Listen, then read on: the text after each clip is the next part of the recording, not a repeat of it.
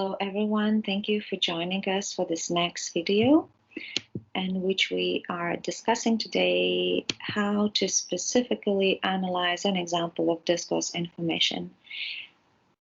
And let me immediately proceed.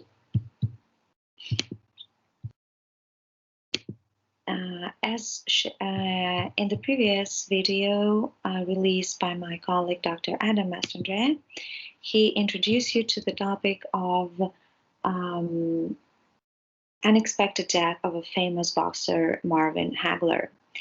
And so today I will use that example too to show you, to illustrate more specific steps how you should analyze disinformation discourse.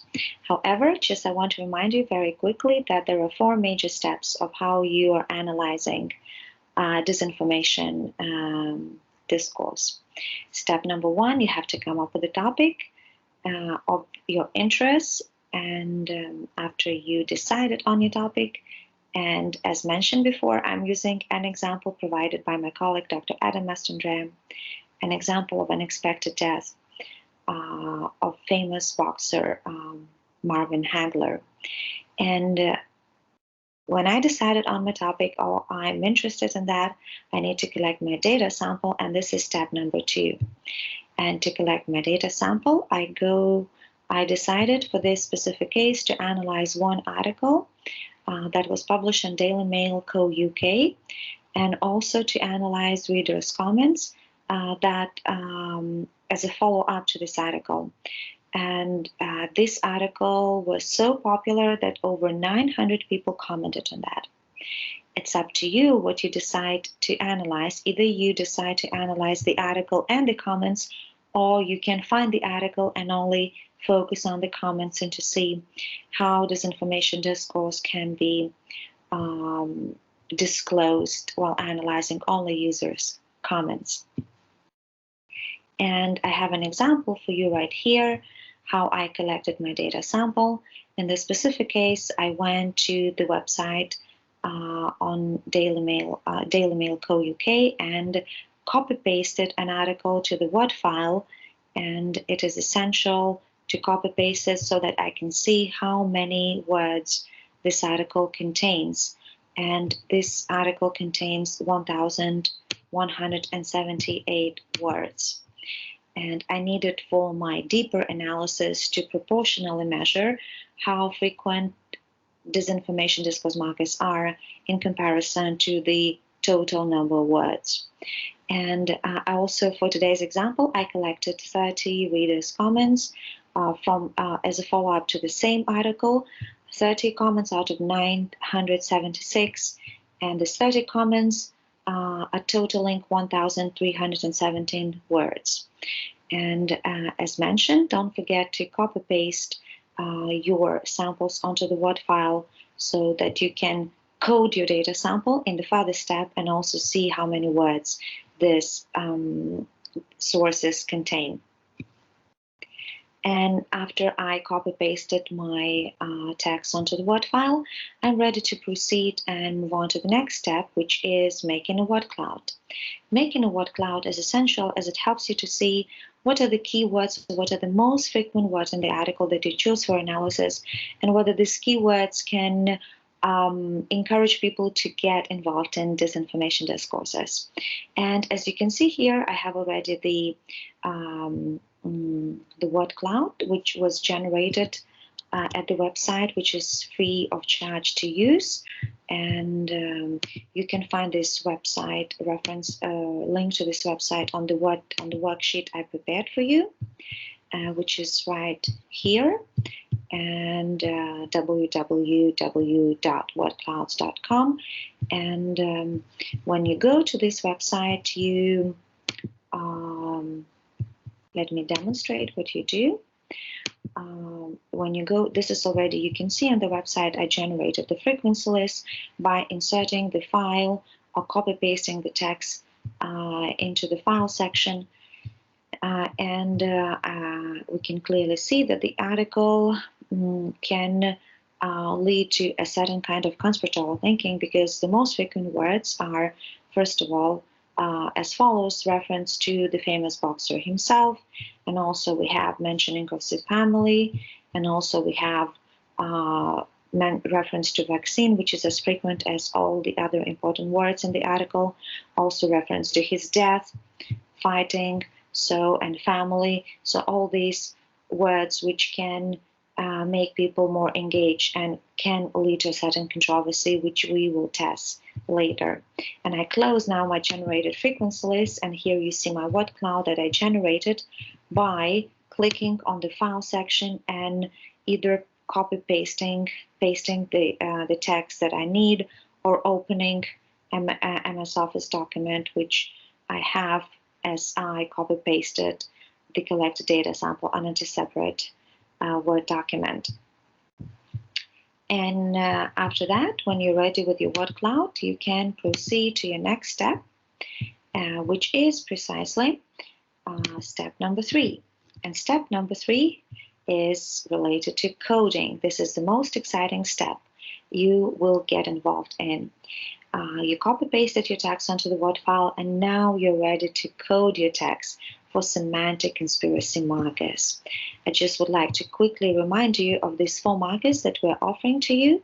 There are 4 of them. The first is related to the concept of negative feelings. You have to look for any words that would belong or would evoke the semantic domain of negative feelings.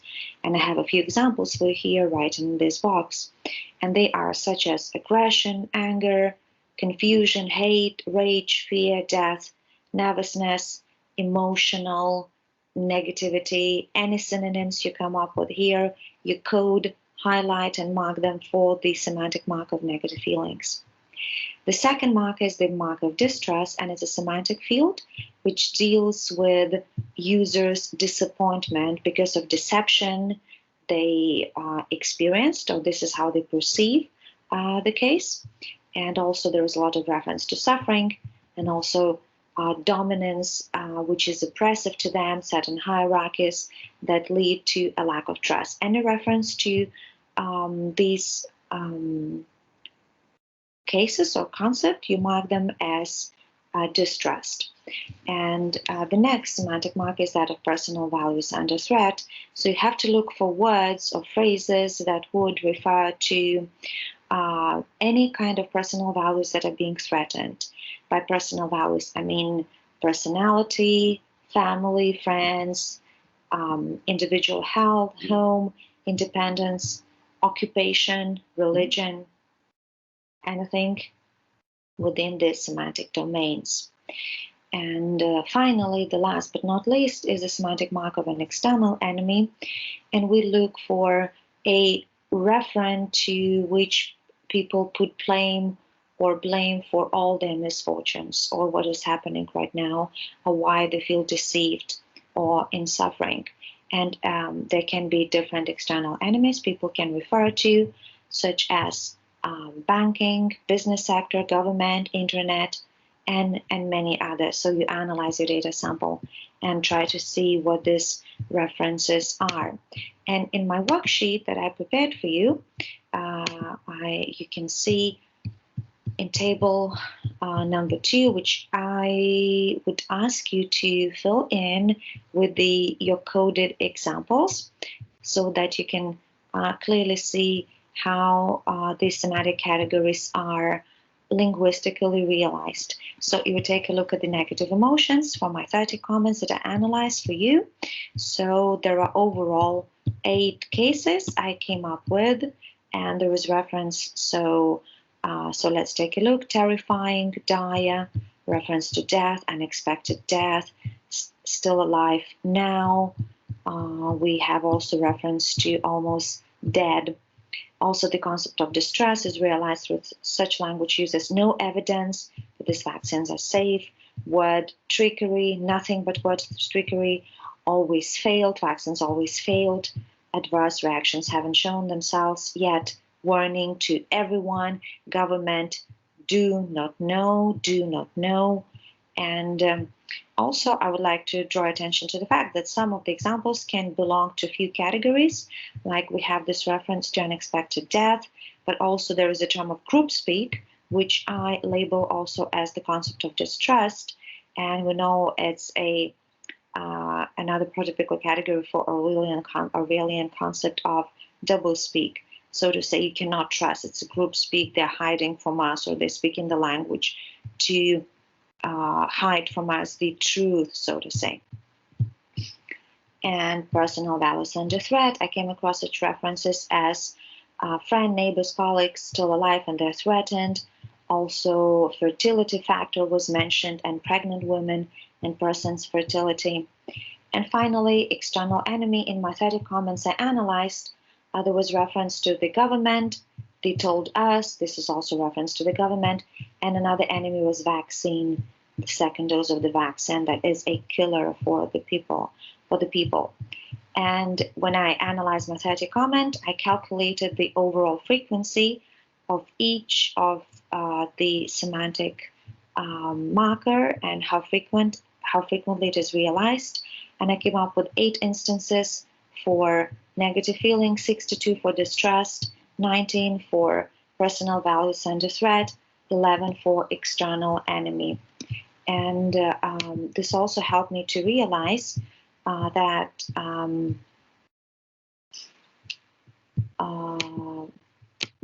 if I go just back to step number 3, I calculated the frequency, and it would help me to create a conceptual map of markers that would allow me to draw certain conclusions I will be discussing in a moment.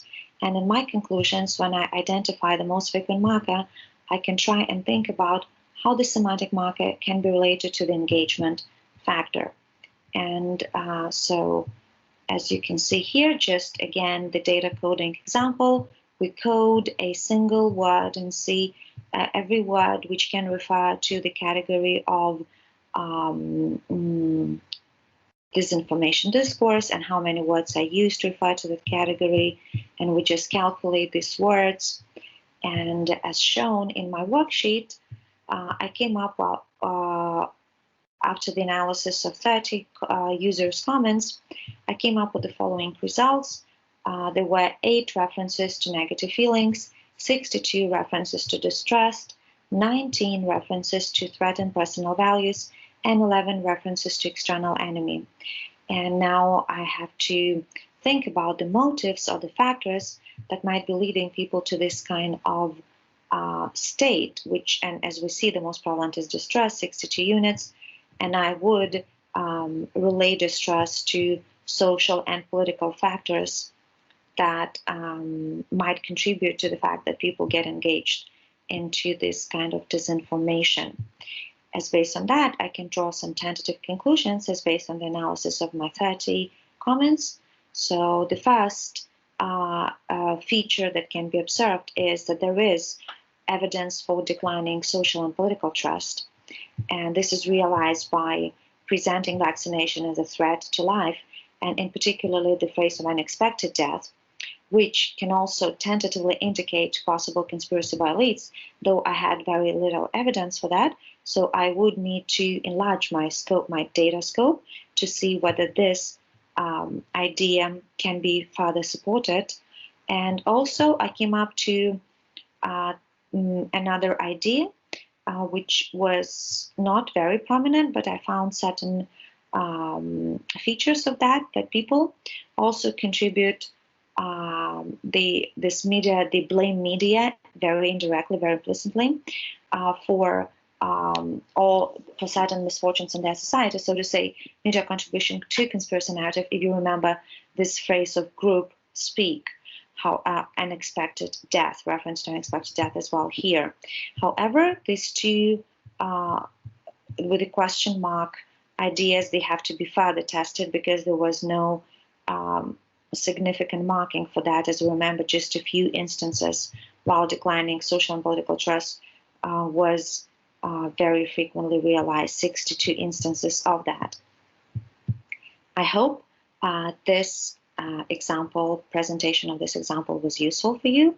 Don't forget to use your worksheet to fill in the tables for data sample and for the analysis of semantic markers. And we are looking forward to your projects and to your results that you will come up with Goodbye.